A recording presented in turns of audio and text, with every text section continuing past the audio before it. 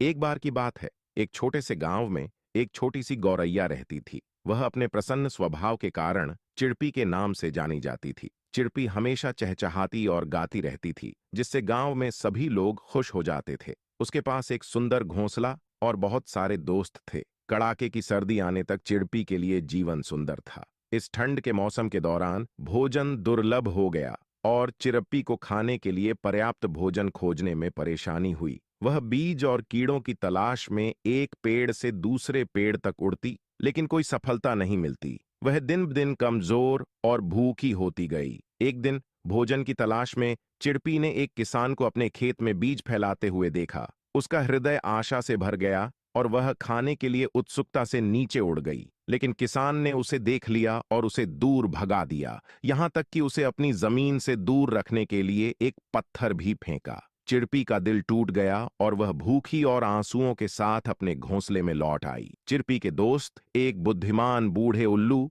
ने उसकी दुर्दशा देखी और मदद करने का फैसला किया। उन्होंने चिड़पी से कहा, चिड़पी, मैंने तुम्हें भोजन खोजने के लिए संघर्ष करते देखा है और मैं तुम्हारे साथ कुछ ज्ञान साझा करना चाहता हूं। कभी कभी जीवन कठिन होता है और हमें धैर्य रखना सीखना चाहिए, और जो हमारा नहीं है उसे नहीं लेना चाहिए। आइए कोई दूसरा रास्ता खोजें। चिड़पी ने उल्लू की सलाह सुनी और बिना अनुमति के बीज लेने के बजाय किसान से मदद मांगने का फैसला किया। वह उड़कर किसान के खेत में वापस चली गई और धीरे से चहक कर उसका ध्यान आकर्षित करने की कोशिश करने लगी। किसान ने छोटी गौरैया की ईमानदारी देखकर हर दिन उसके लिए बीज का एक छोटा सा हिस्सा छोड़ने का फैसला किया। चिड़पी ने सीखा कि दयालुता और धैर्य से सबसे चुनौतीपूर्ण समय में भी समाधान निकाला जा सकता है। वह अपने हर्षित गीत गाती रही, जिससे गांव में खुशियां आईं और भूखी गौरैया के परिवर्तन का सबक सभी के लिए